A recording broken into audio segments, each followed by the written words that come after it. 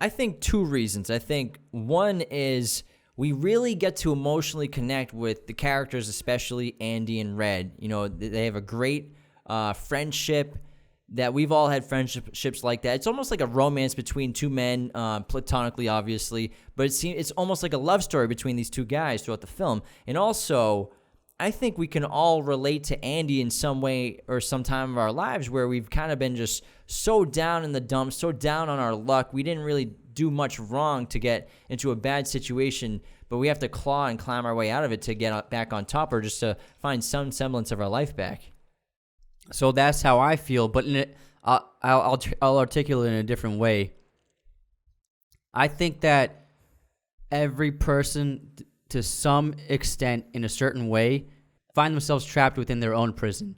Not a physical prison, but a prison within them. This prison could be anything. It could be you're stuck in a difficult and abusive relationship. You're stuck in a job that you hate. You're the child of abusive parents. You fail to achieve your main goal in life. Maybe there's like a really destructive vice that you have that you can't quit. And so these are all prisons that we build in our own lives and that we find ourselves stuck in. And I think I've been in my own prison before in my life, and I think everyone at some point in their lives finds themselves trapped in a prison. And a lot of people don't realize, but you can escape your prison just like Andy escaping Shawshank. But the only way you'll get out of your prison is through patience, discipline, and hope. And that's how Andy achieves his goal. He's very patient, he's very disciplined, and he never loses hope. Even if you're stuck in a prison, you can make anything happen and achieve anything with time, discipline, hard work, sacrifice, and hope. A lot of people connect to that idea that no matter where you are, you can make anything happen with the right tools. Yeah, and so Andy comes out that final time in the hole, the 2 months he does in the hole for his behavior, a different man. And then, again, he says that iconic line that's repeated throughout the film, get busy living or get busy dying. And he's changed. He's talking different to Red, and Red understands it. And that's when eventually that's the night he escapes. But I want to talk about Red for a little bit because, again, Morgan fucking Freeman, man. Morgan Freeman's performance in this role is, in my opinion, it's the heart of the film, and his voice over acts like the glue to hold everything together because his character is so integral to telling this story because Andy, especially with the escape plan, keeps most of his thoughts to himself. He doesn't tell the audience about it. He hides everything from the audience, whereas Red's narration informs us of everything going on. In terms of the narration, the reason why Red is narrating this film in the way he does is because as Darabont was shooting this film, every weekend he would watch Goodfellas, and he mirrored the story structure and narration style on the story and narration in Goodfellas. And I think this was also the first film that Morgan Freeman ever did a voiceover on, which obviously has led to who knows how many projects he's done voiceovers on. He's probably done every single credit card company out there. Every time you turn on TV, you hear Morgan Freeman's voice every hour, at least 10 times. How much money has that man made from voiceovers? Just from his voiceovers. And I think in the first time they recorded the voiceover, it took like 40 minutes. They did it just in one time, but when they went back to check the audio, there's like a loud hiss and hum on it, so they redid it, and it took the second time it took 3 weeks to do. Yeah, but maybe it wasn't even that good. It probably was to terrible. Do it in 40 minutes. I mean, come on. But I think they were using it on set to like play back while they were doing the films and stuff. Interesting. While they were filming and everything. But just like Andy, Red changes throughout the course of the film, and it's pretty clear. We get a really good sense of his character from his first and second parole hearings compared to his last parole hearing. So he has a parole hearing every 10 years, and this kind of marks basically Red's life in prison as well as Andy's life in prison. The first parole hearing of Red that we see, he's been in jail for 20 years. And in that very first hearing at the beginning of the film, we see that Red seems like kind of hopelessly optimistic. He's clearly just saying what the board thinks they want to hear. And he does it again in the second parole hearing. But then as soon as he leaves the hearing, he's kind of just like back to being his prison personality and his real persona. And then in his final parole hearing, Red speaks from the heart because he doesn't care anymore if he's released or not. His best friend's gone. He's been there for 40 years. Red spent more time of his life in prison than out of jail. And he ends his little monologue with, I just don't care anymore, or I just don't give a shit. Yeah, so in the first two parole meetings, he didn't really mean what he was saying. He was, like you said, he was telling them what he thought they wanted to hear. And he was even using the word Rehabilitated. He was even using the word rehabilitated, which he honestly doesn't truly understand. He just thinks it's a word that they invented. And he's using that word in his first two. And he's just kind of playing it by the numbers and saying things that he doesn't really feel. But then on the third one, like you said, he went through his transformation. He's finally being honest and true to himself. And he doesn't care what these people think anymore. He thinks it's all bullshit. All he cares about is that he knows that he's changed. He knows he's a better man inside. And it doesn't matter what these people think. It doesn't matter what they stamp on his piece of paper. Because he knows deep down in his heart that he's a good man now. And he's changed. So fuck them. I think the main reason why he went through his transformation, because he didn't transform for the first 40 years. But he went through this transformation because of Andy. Andy is how Red gained his humanity back. Through Andy's friendship, and then seeing Andy's hope, and then watching him succeed because of his hope, changed Red and transformed him into a person who has changed inside into a different person. And despite still being in prison and not knowing if he's going to get off on parole, he still has hope now because his friend escaped, and his friend kind of like gave him a clue to come find him and gave him that thing to look for in those fields and something under the volcanic rock. So he has something to live for still. Yeah. And that's one of the reasons why, and deep down, I think despite having hope, he's fine with not being able to get let out. Yeah. And this prison is full of dark grays and bleak colors and monochromes and the saturated blues, but usually when something interesting happens, we see color, like the beers on the roof we were talking about, the library, the sunsets, the taxes with the guards, when Andy's doing the taxes for the other guards from the other prison there in their softball attire. So it's a fun aesthetic because whenever something exciting is happening on camera, it looks very exciting and really like makes you sit up for a second and realize that something really magical is happening right now. Yeah, and exciting for prison because life in prison is so mundane and redundant. The audience isn't even aware of how much time is passing by in scenes. Because it's not as though they're putting down text saying year 10 or year 15. We don't know how much time is passing by. We can tell that their hairs are getting a little grayer here and there. But there are only a couple of moments where characters mention how long they've been there. There's a scene where Andy mentions that he's been here for 6 years from writing the letters for 6 years. And then there's obviously the parole hearings with Red.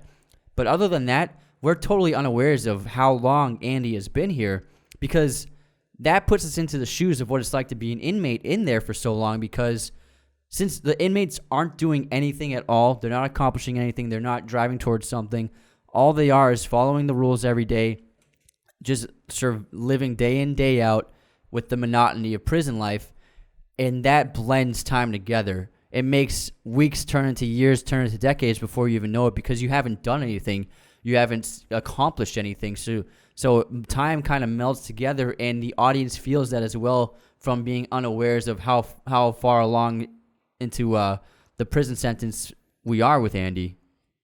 We'll get that similar vibe and emotion in Alcatraz when we talk about that in a little bit. Mm-hmm. I just want to briefly go over the Warden, who is one of the most evil characters you'll ever see in a movie. Great villain. And ironically, he's very religious and even more evil despite being so religious. And the Warden is incredibly arrogant. He's consumed by his power. He believes in only discipline in the Bible. Put your trust in the Lord. Your ass belongs to me is the first thing he says to the inmates. And the way he treats everybody is like trash, like scum of the earth, despite preaching the word of the Bible. And because every prisoner in Shawshank, when they enter the prison, they get a Bible.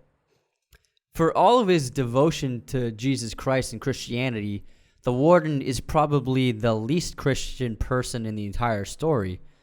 And he's an absolute contradiction because he becomes a criminal. He loves brutality and harsh discipline, and he eventually commits suicide, which is a mortal sin. So he is a complete contradiction to what he believes. And he's also a very insecure man. For example, when Andy gives him a mild insult.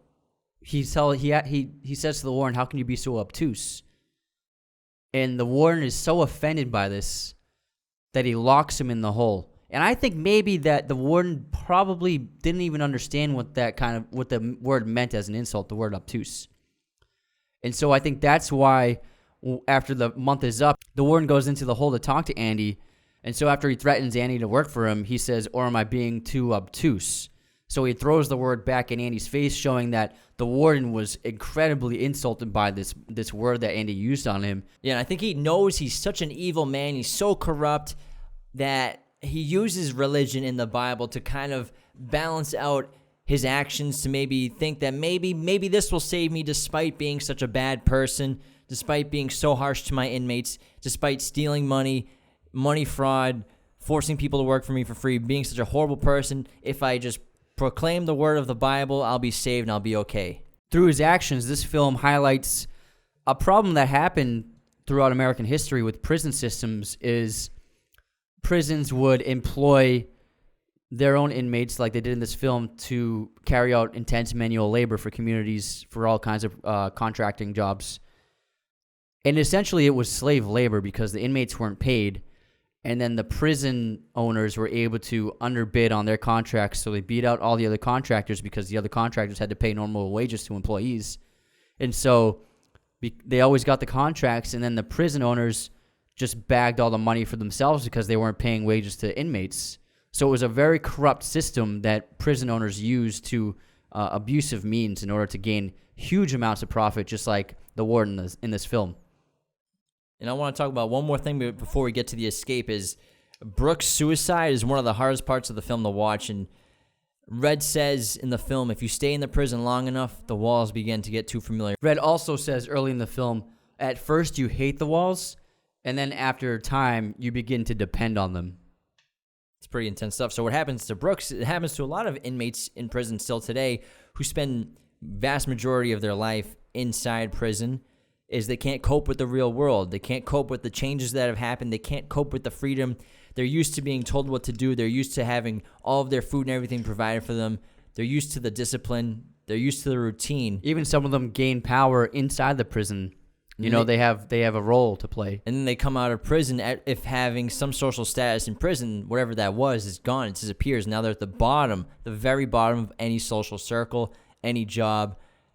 And it's tough, and especially with someone like Brooks, he's an old man, and he's lived his entire life basically in prison, and he comes out, and he sees all the cars moving around, he's like, the world went and got itself into a big hurry, and so Brooks commits suicide, which is a very emotional scene because he was a very nice man throughout the entire film.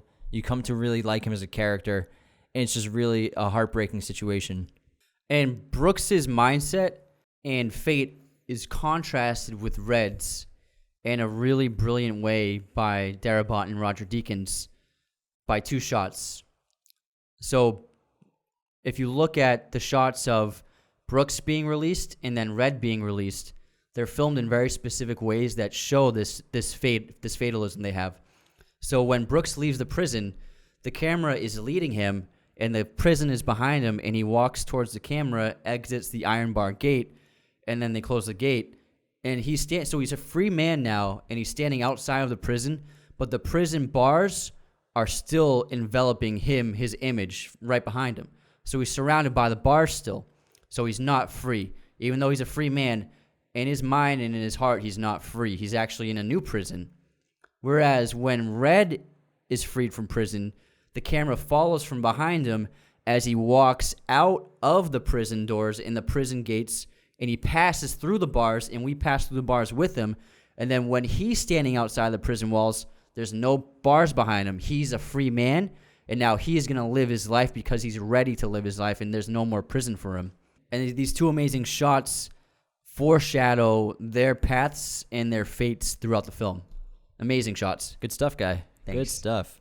All right, and then we all know the amazing ending of when the jail opens up in the morning and they go check his cell, and Andy's not there. And behind the poster of he's got a new woman on top of his wall is a giant hole. And we realize the shot of the camera pulling in through the tunnel hole to show how deep that hole was and how Crazy. much time it must have taken Andy to get through that is absolutely absurd.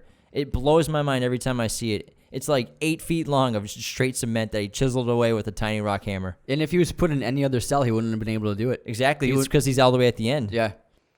And so Andy's plan was very simple, but all it took was a lot of time and a lot of patience, like we said. And Andy's plan went like this. So first of all, he slowly dug that tunnel through the prison wall for 17 years. And then he also leveraged his financial advice to obtain special privileges from the guards and the warden, for specifically for having his own private cell without another inmate, which no one else had. This gave him the ability to dig the hole, and then having access to the warden's office because he was doing the warden's papers in his books. And then he also created that new identity for the warden's fraudulent money scheme, which Andy ended up stealing after he escaped, and he assumed the identity of this fictional person that he created through paperwork. And then the last part of the plan was stealing the warden's shoes and clothes. How often do you look at a man's shoes? It's genius. It's a genius plan. Yeah, And he puts it all in a bag. He uses the soap to get rid of the trail from the dogs, and he escapes, and he goes down to Mexico, and Red finds him. And then when Red gets out of prison too, and you're following him on his path, and you're worried that maybe he'll fall into what Brooks went through, and then end up like Brooks, and he's looking through the window at the guns, and he's just thinking about a way to break his parole. But really, he gets the compass because you know what? His best friend made a promise to his best friend. He's going to keep his word, and he goes to that town. And he finds the volcanic rock on that little rock wall along the wall of the big oak. And he goes and finds his best friend in Mexico. And it's just really, again, satisfying as hell ending. Yeah, Red did that because he had hope back. Red and Brooks didn't have hope anymore. Andy instilled hope within Red, and that's what brought him on that path. It's a really beautiful movie. It's really amazing. And I totally understand why this is number one on IMDb. I actually got asked by a fan, like, some random question, like if aliens were from Mars came to Earth and you had one movie to give them to see about humanity, what movie would you give them? I said, I'd give them Shawshank Redemption. It's not my favorite movie of all time. It's not even in my top 10. But again, this is what people choose as their number one movie. It's universally loved. Number one IMDb movie rating, Shawshank Redemption. Yeah. So this film only made $18 million on its initial release. So it was a huge box office bomb. But then they released it again after it got the Oscar nominations, but it still only made $10 million. So it made $28 million on its box office run, which is nothing.